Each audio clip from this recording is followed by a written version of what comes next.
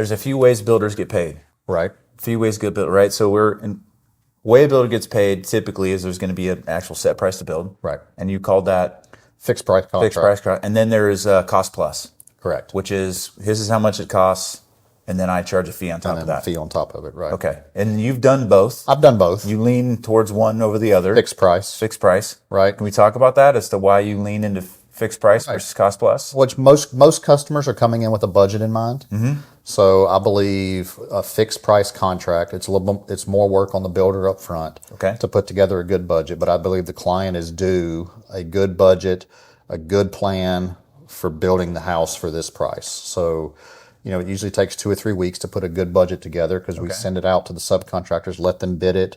And then that ensures there's less fluff and less variance in that line item cost. Okay. And we can usually hit that budget for that customer. Okay. And that's the fixed price. That's the fixed price. All right. And then cost plus.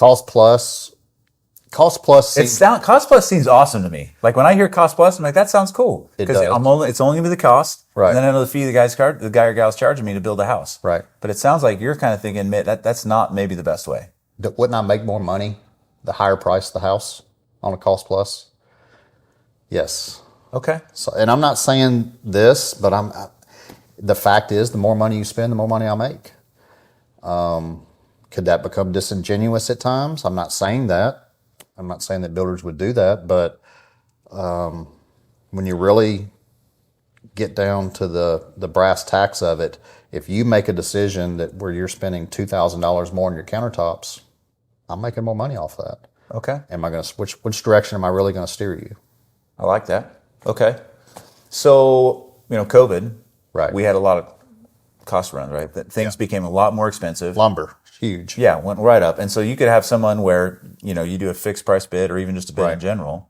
How do you handle that? As a client, what recommendation would you give to them building a home to be careful about cost overruns and things becoming more expensive? So as a builder, like how do you handle that too, right? All of a sudden I bid this thing out and now all of a sudden lumber's tripled. What do you do there? I believe most builders probably have a clause in their contract where if, we bid the price of your house and lumber increases 20%, that's a conversation that you got to have with the client. I mean, I don't think the builder's going to eat that, but it's also upon the builder to know, based off the current market and the trends, is lumber escalating? Is it going up? Is concrete going up?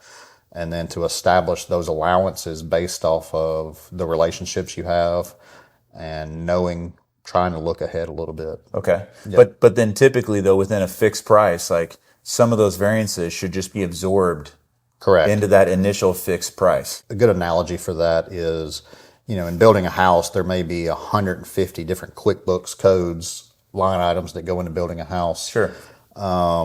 Only 10 of which we use as allowances. All the rest of them are absorbed by the builder, whether they're higher or lower. Okay. And when you say an allowance, it's like I'm giving you a $30,000 allowance based on the flooring that we set in this house? Correct. And that's up to that, but if you start picking stuff that goes over that, we're going to make mention of it, and that could change things. Yeah, same thing, like appliances. In the beginning, when we started, you told me you wanted Whirlpool or GE, and then halfway through the process, you saw a Wolf or a Viking ad, and you want this $10,000. Well, I mean, that's not going to be absorbed by the builder. That's a change order, and you're paying the difference. But back to lumber and the inflation and so forth. Most contracts have a clause in there, but in general, the high and low of most everything is absorbed by the builder. Okay. Yep.